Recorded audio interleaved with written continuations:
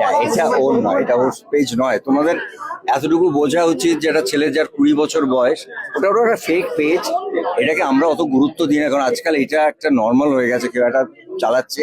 এর আগেও প্রচুর পোস্ট গেছে, এটা নিয়ে আমরা অতটা গুরুত্ব দিই না। কিন্তু আমার অদ্ভুত লাগলো যে 20 বছরের ছেলের একটা ছবি কেউ একজন পোস্ট করেছে, সেটার সঙ্গে কারোর কোনো সম্পর্ক নেই। আর আজকাল ছবি দেখলে বোঝা যায় যেটা ক্রিয়েটেড ছবি।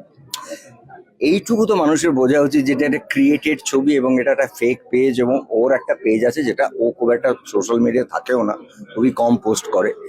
কিন্তু এইটা নিয়ে আমি বম্বে ছিলাম, আমার হাসি পেলো যে, এবং তার সঙ্গে আমার কথা ওরাও জুড়ে দিলেন মানুষজন যারা জানেন যে বিগত 40 বছর ধরে আমাকে, আমি খুব অনেস্টলি একটা কথা বলতে চাই, আমাকে প্রত্যেকটা যারা আমাদের দল আছে, পার্টি আছেন, তারা সত্যি করে আমাকে আর পলিটিক্যাল কোনো কথা বলেন না।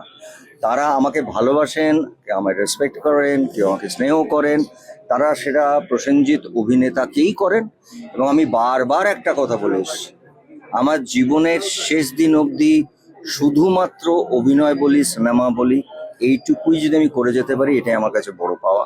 এইটা নিয়ে যখন কথা ওঠে না, আমার সত্যি ভেতরে ভেতরে আমার তোমাদের প্রতিও একটু রাগ হয়, কারণ তোমরা তো আমাকে প্রসেনজিৎ হিসেবে চেনো না, বুম্বা দা হিসেবে চেনো।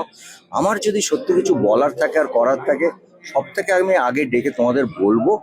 আর মিশুকের ব্যাপারে আমার সত্যি হাসি পেয়েছে, কারণ ওটা একটা ফেক পেজ, এটা আগেও অনেকগুলো।